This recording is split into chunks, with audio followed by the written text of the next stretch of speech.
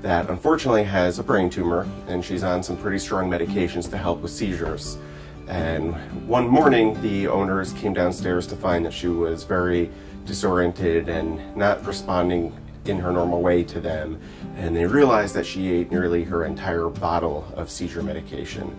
And when we actually calculated how much that was, it was about 98 milligram per kilogram dose, and the recommended dose is about 2 milligram per kilogram, so close to 50 times the recommended dose. And unfortunately, with this particular medication, one of the ways that it stops seizures is that it actually suppresses your brain function. And at doses that high, we're concerned about it stopping their breathing and stopping their heart.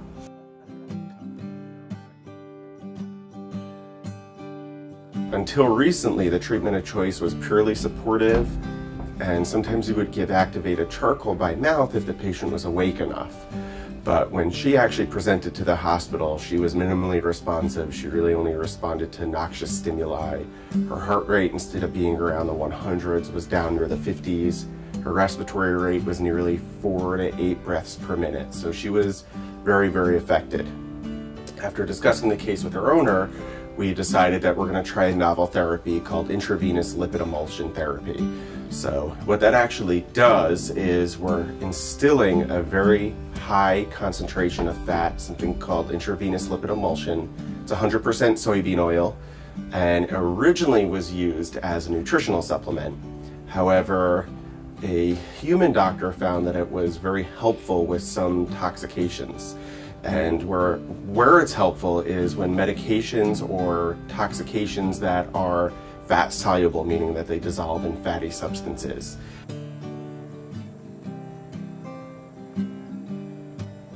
Phenobarbital is highly absorbed in fat.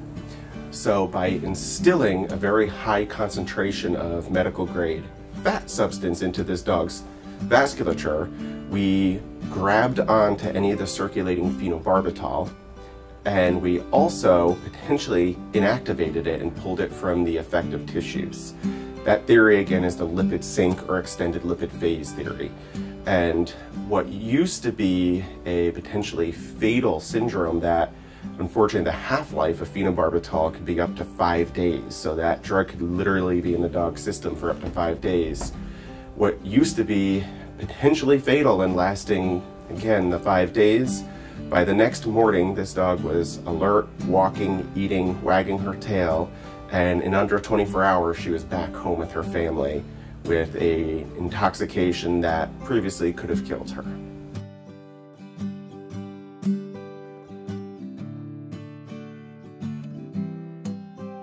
I actually fell in love with this particular substance, it's intravenous lipid emulsion, during my residency.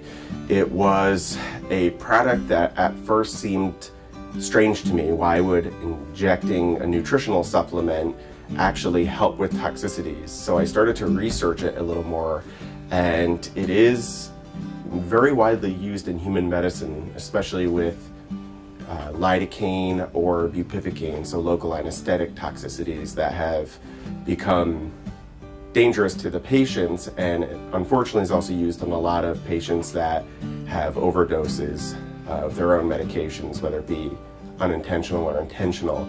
But it's really cool to know that I am giving literally soybean oil to my patients and taking them from death's door to be happy and healthy in 24 hours with a lot of different toxicities that until previously were highly lethal. Yeah.